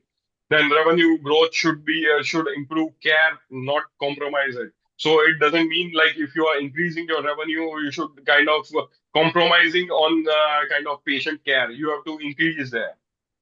So so many times, like if you don't want to invest more on staff or more on some other things, there are multiple hospital management systems are available, which is having the kind of proper business management solutions in that. So if you have something like that, which is having particular dashboard like previous month, how many surgeries you have done and how many surgeries you have increased or decreased in that. If you have appointed a doctor at your place, how many patients he is seeing, how many conversions are there in that. So you should have all these data charts with you. So many HMSs are having that. Thank you so much. Thank you, Dr. Parth, for elaborate on revenue analysis and what actually drives the growth. Any questions from audience, Anuji? Yes, sir. So you mentioned about revenue generation and you mentioned something about competitiveness and discounts. So just a question to all the panelists as well as you, sir. To what extent should doctors, I would say, entertain discounts from patients in the hope to generate more revenue overall? Because there are two kinds of model. One is the low footfall, high profit model versus I know that we have to go towards a middle path, but from your experience, till what extent should doctors actually entertain discounts when you have competing centers around you? Frankly, if you ask me, it depends on your impression, whether which kind of impression you want. I have seen so many of corporates in Ahmedabad right now, like they are giving free OPDs. But after all, like once when patient is coming to me, like he has already went to that center, he went through all the equipments like OCT and everything is done. And when patient is coming back to me, he doesn't have that kind of satisfaction because that is kind of impression what patient is getting that if they are doing free, then there's something wrong. So what kind of impression you want for your center? Either if you want your center like kind of a mixed one, like which I told, which is doing premium cases as well as the lower budget cases, then you should have kind of moderate discounts. Like if your OPD is kind of 1,000 rupees, then you should give some discounts like a 50% discount for the like their relatives, like whoever is coming to your place, you can give a simple kind of card to them, like 50% discount to their relatives. So this kind of thing can be done. If you have kind of lower budget center, or if you want to target yourself as a kind of opportunistic, then you can give the total discount of like total free option also. So that depends on yourself, what you want from your center. Just a question for Dr. Vinod also. To what extent in your practice do you entertain discounts, and what is your policy for generation of discounts, especially when patients come and ask for it? Do you have competing centers, and what has worked for you? Usually, yeah, yes, sir. It was a nice talk, Parth. Nice to hear from you after a very long time. So regarding the discounts, so being in a tier 2 city, I'm being surrounded by 9 hospitals within a span of 1.1 kilometers. So people just do window purchase and land in my clinic. Being a private practitioner with the corporates competing, where I have to give a substantial rates so that I can capture the patient. When they come to my clinic with a dilated pupil, with everything done in a XY hospital, so in order to sustain the practice, I have to already giving a competing price. So for example, somebody is doing a multifocal for 1 lakh. If I'm doing for 90,000, that 10,000 already I'm giving a discount. And more adding to that, if I give more discount, then as already we spoke the topic, I'll be in a loss. So I keep it as a one time as a fixed package so that competing to get the package of the others, always get the package of your competitors, work it out such a way that they give a minimal profit in the initial phase rather than giving a discount, putting at 1 lakh and giving 10,000 discount. It won't look nice. Rather, keep it as a fixed price so that they have a clarity of your clinic. And when you give more and more discount, people have doubts on you also. So make a price fixed. It is fixed for all. So that will be a better scenario and people trust that. Very true, sir. So fixed prices always work, but so many times, like in our Indian scenarios, when they go to a kind of sabji wala where they want to buy around 50 rupees tomato, they always try to kind of negotiate there, and similar thing happens here. Like even I have to be blunt to so many of my patients, and I'm telling them this is not a kind of sabji market here, but this happens. So when we try to kind of bit rigid there, this difficulty happens. But as you told, it's really right thing. Like we shouldn't give discounts to each and every person if we see like someone is really kind of needy and they are not going to afford the treatment. Then definitely the discount should be there. That's what I do. Most of my prices are kind of fixed for my vitrectomies or like whichever procedures I'm doing. Almost the prices are same until unless if I'm seeing like a patient is coming from rural area and patient is not going to afford my routine premium prices, then definitely the discount should be given to them if they are asking. Otherwise, to routine patients, we shouldn't encourage more discounts. And even I have given this point to AIS also, and here in Ahmedabad, like we have an association of nursing homes also. We are trying to fix the prices for most of the procedures. That also should be done. So there shouldn't be unnecessary kind of bargaining happening to these places. As you told, like you have some peripheral centers nearby your hospital.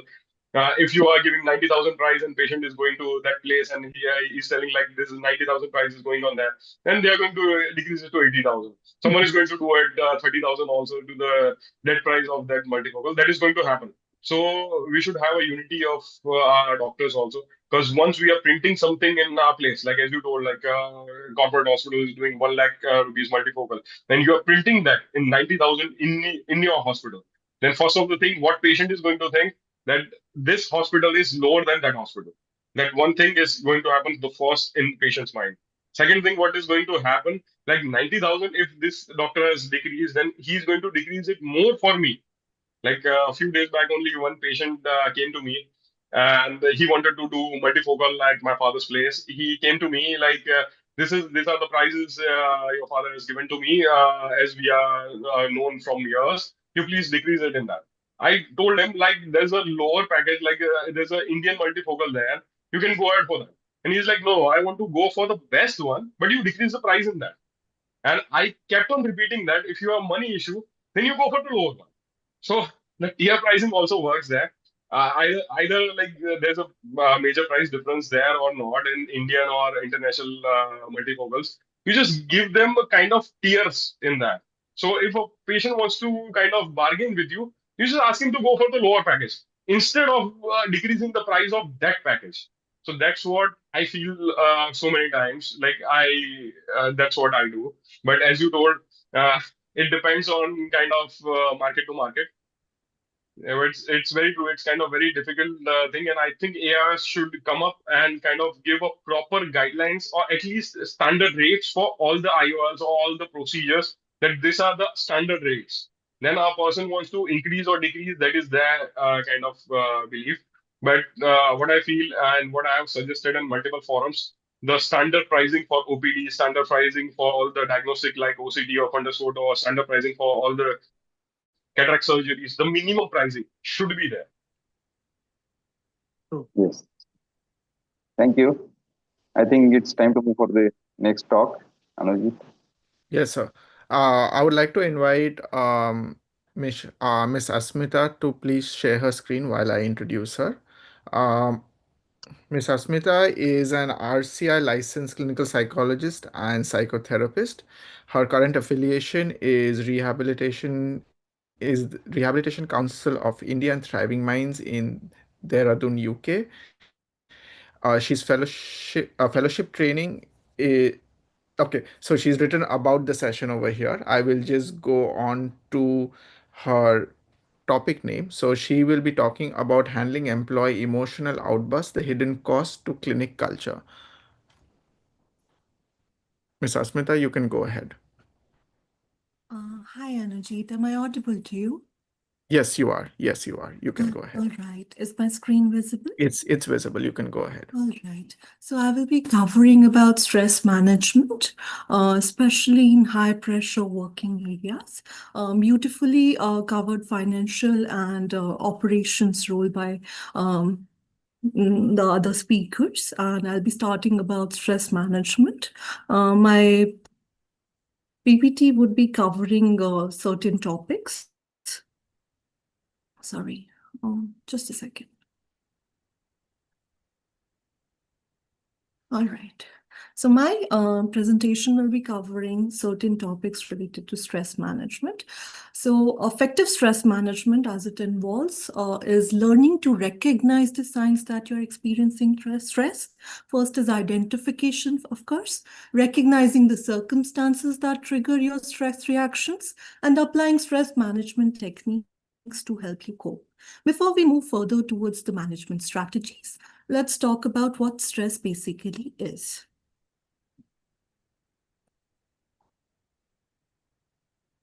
Is my screen? Yes, ma'am. It is. It is. You can go ahead. For me, it's stuck actually. Is it moving? We are on the slide where it starts with effective stress management involves the following. Yeah, it's not moving further. Ma'am, there's an arrow in the lower left corner of your screen. I think that you can move the slide forward and backward. And if it's not working, maybe you can just unshare and reshare your entire screen, and maybe it should work like that. I think sharing would be much easier.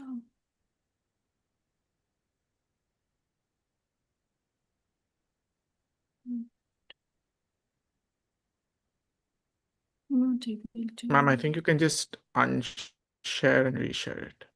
All right. I'm still finding the option to share, but not unshare. All right. Is it visible now? Yeah. Now we are on the stress versus burnout slide. Perfect. Thank you for helping me out here. No problem. So before moving to what strategies we can use, let's discuss what stress actually is. So WHO describes stress as something, a feeling of being overwhelmed or unable to cope with internal or external pressures, which is something we very usually see in our practice. It tends to affect our emotions, our thinking, our behavior, as well as our physical health. Sometimes it's also understood as a state of worry or mental tension that arises when people face difficult, challenging, or threatening life situations. However, it's different from burnout. Burnout is more related to workplace stress. It's a syndrome conceptualized as resulting from chronic workplace stress, which has not been successfully managed. So WHO describes it with three main features: feelings of energy depletion or exhaustion, increased mental distance from one's job, negativity or cynicism related to your work, and reduced professional efficacy. So in order to identify the cause of your stress, we need to ask ourselves certain questions. So what caused your stress? If you're not able to understand the real cause, you can even make a random guess of long-term as well as short-term stresses that you tend to experience. How you felt both physically and emotionally during that stressful phase, how you acted in response to your stress, and what you did to make yourself feel better. There are a few tools we'll be talking about here. These are the tools, and we'll be going to them one by one in order to understand how we can utilize these tools to help ourselves de-stress. Let's focus at this video first. Thoughts and feelings are a natural part of stress. Problem comes when we are hooked by feelings and thoughts that are long pressed. Just like when something is on hook, it cannot get away, no matter how much it wriggles and sways. In the same way, we can get hooked onto difficult thoughts and feelings. One moment, you might be playing with children, and the next moment, you might be hooked by difficult thoughts and feelings. One moment, you might be enjoying sharing meal, and the next moment, you might be hooked by an angry feeling. Let's look at more thoughts and feelings that can hook us. Thoughts about giving up, thoughts that blame others, harsh judgments about ourselves, wrong beliefs, patterns, and memories don't help. Thoughts about the future, especially about what we fear. Thoughts where we worry about near and dears. These are some examples of thoughts and feelings that hook us, pull us away from our values that guides us. All right. So as the video talked about unhooking. So how do one unhooks from negative thoughts and feelings? So first, of course, we need to notice and realize that we are distracted by a difficult thought or feeling and notice it with curiosity. Naming actually helps. It helps us distance from that thought or feeling. We can tell ourselves, okay, a negative thought about wife has come, a negative thought about children has come. So once we name it, we tend to distance it from our core identity. And then we can refocus on what we are doing. We can pay full attention to whoever it is we are with or whatever we are doing. Mindfulness, on the other hand, is another tool which we can utilize to help ourselves de-stress. So mindfulness is basically observing your thoughts, emotions, and feelings without judgment. So sometimes mindful walking, mindful eating, mindful listening, mindful use of technology is something we can utilize. So mindfulness also requires us utilizing our senses. Let's say if I talk about mindful eating, we can be, looking at the food through our sight. We can be, tasting the food through our taste buds, the texture of it within our mouth, the smell of it. That way you're completely engaged with your senses in an activity. It hardly takes 1 to 2 minutes. Any activity you're engaged in, be it driving, eating, walking, working, 1 or 2 minutes of mindfulness can help you ground yourself. Which takes us to the next topic, grounding. Let's utilize this video to understand what grounding is. Grounding. Strong emotions can overpower you, like a storm. Imagine you're in a tree when a big storm comes. You'll be blown around if you're high up, but if you get to the ground quickly, you can look after yourself and others while the storm passes. So, how do you ground yourself? First, notice how you are feeling. Then, connect with your body by slowing your breathing and pressing your feet into the floor. Then, refocus on the world around you, the sounds, the smells, and the sights. And soon, you will feel more grounded. This technique doesn't make the storm disappear, but it does keep you safe until the bad weather has passed. So anytime you're experienced with anxiety or experienced with an overwhelming situation, grounding basically helps you ease down. So let's say 5 things you can name around yourself. Pick a color. What are some 5 white colored objects around me? Start naming them. Let's say 4 things that you can touch, 3 things that you can hear, 2 things you can smell, or 1 thing you can taste. Smell and taste, of course, are sometimes hard to find, but of course, the first 3 we can do at any time, and it will help us stay present in the moment, because past worries, past bemoaning or future worries or ruminating about past is something which keeps us, on edge, overwhelmed. But grounding is something which can help us stay present and focused on the task at hand. Again, acting on your values is something which is very important. Any person who is in misalignment with their values tend to experience a lot of negative affectivity, anxiety, distress. A lot of negative emotions can take over.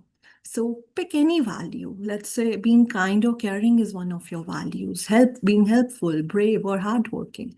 Pick one small value and act in accordance to that value in the upcoming week. Ask yourself, what will I do? What will I say?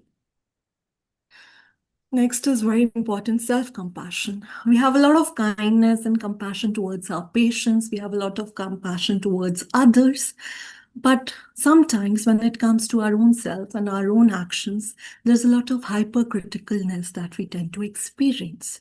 When it comes to our own mistakes, our own flaws, there's a lot of magnification that we tend to do. But when it comes to mistakes done by others, we tend to minimize it. So that hypercriticalness, if that is something you experience a lot, self-compassion is something you should engage in. So being kind to yourself, validating your feelings that, okay, if I am feeling this way, it's fine, I'm human. Humans feel certain way. Humans make mistakes. Setting boundaries, sometimes self-care, and challenging your negative thoughts. Again, expressing gratitude is something which is very, very, very beneficial because, it helps us take a change or, perspective shift tends to happen when we express gratitude. You can write down 3 things you're grateful for in your gratitude journal every day, because we all know what all is going wrong with our lives, what all is going wrong with our employees, what all is going wrong with our clinics. But writing 3 things down which are going right, expressing gratitude towards them, somehow it helps you cope with stress better, and it is very empowering. For all doctors, I don't think so. I need to emphasize a lot on a healthy lifestyle, but still, let's take this next video as a tip for different healthy lifestyle practices to cope with stress. Organize your time based on your energy levels. Try not to do too much at once. Take breaks and take things slowly. And set yourself smaller, more manageable goals so that you can see your achievements. Practice saying how you feel. If people are making unreasonable demands of you, it's okay to tell them this and say no. Develop your interests and hobbies. They can be a great way to get away from everyday pressures. Shared hobbies can also be a good way to meet new people. Look after your physical health. Taking steps to look after your physical health can reduce stress, although this can sometimes be difficult. Try getting enough sleep and eating regular meals to make a difference. Find ways to relax. If you know that something relaxes you, like listening to music or being creative, try to set time aside to do this. Give yourself a break. Reward yourself for achievements, like finishing a piece of work or making a decision. You could take a walk, read a book, or simply reflect and be proud of what you've achieved. And forgive yourself if things didn't go to plan, or if you didn't do something you'd hoped for. Nobody's perfect, and putting extra pressure on yourself doesn't help. Build your support network. Whatever you're going through that's causing you stress, you don't have to cope with it alone. It could help to talk to students who might be feeling the same, or your tutor, student. So this video talked about different lifestyle practices that one can use. Something I learned very early during my mentorship was that 1 hour every day for yourself and 1 day every week for yourself, in which you're not bound by obligations of work or family. That is, another key for your mental health and coping with stress.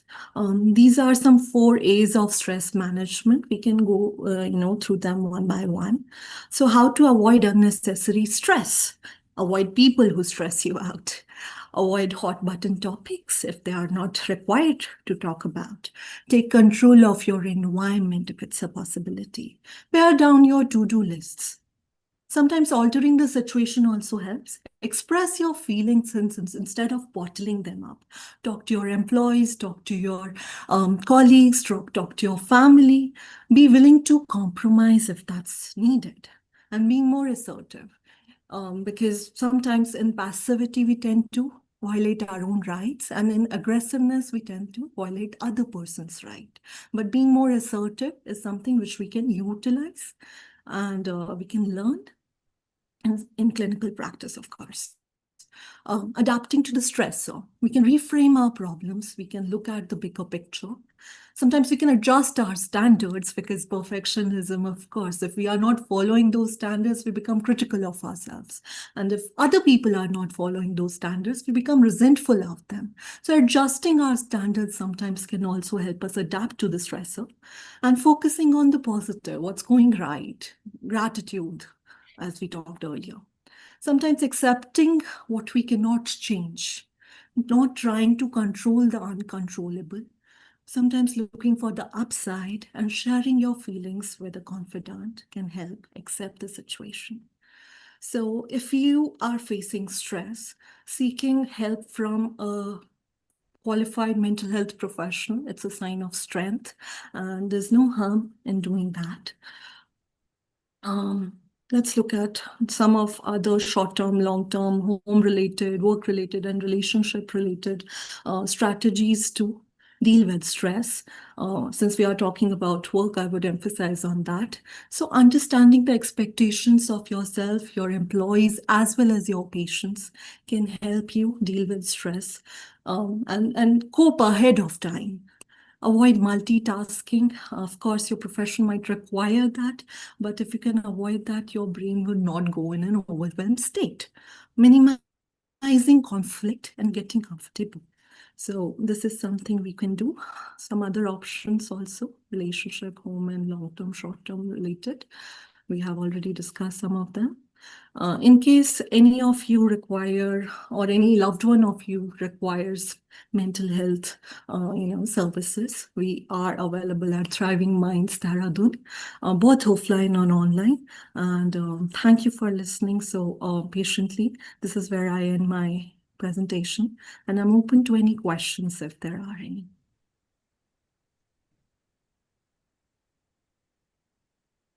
Thank you so much, Ashmita. And I think you've hit on some very important points that pertain, especially for doctors, because sometimes we are not able to unwind at the end of a day before the beginning of a new day. And some very good pointers to remember while we go ahead. Anaga ma'am, we just invite you for your remarks. Yeah, I think we've had a great session, and we have touched upon various aspects of finance management. Each one of the speakers have been amazing and very good discussion also, and I think there's going to be a lot of take-home points from this. So it has been a great session. Thank you to all the speakers and the panelists who have spared their valuable time and come here. Yeah. Thank you so much. Thank you. Thank you, Prashant sir, Hitesh, Divakant Mishra ji, Vinod. Thank you. And all the speaker, Nilesh, Somil, and Parth Rana sir. Thank you for all of you. Thank you, sir. Thank you so much. Thank you, ma'am. Thank you so Ashwati. much. Good night. Thank Good night. you, Dr. Somil, Dr. Nilesh, Dr. Ajay, and Anujit have moderated also so well. Thank you for doing that. Thank you so much. Good night, everyone. Parth, Dr. Nilesh, Dr. Hitesh, all of you. Yeah, Dr. Vin. Yeah. Thanks. Thanks. Thank you, ma'am. Good night, ma'am. Thanks. Good night. Bye. Good night. Bye.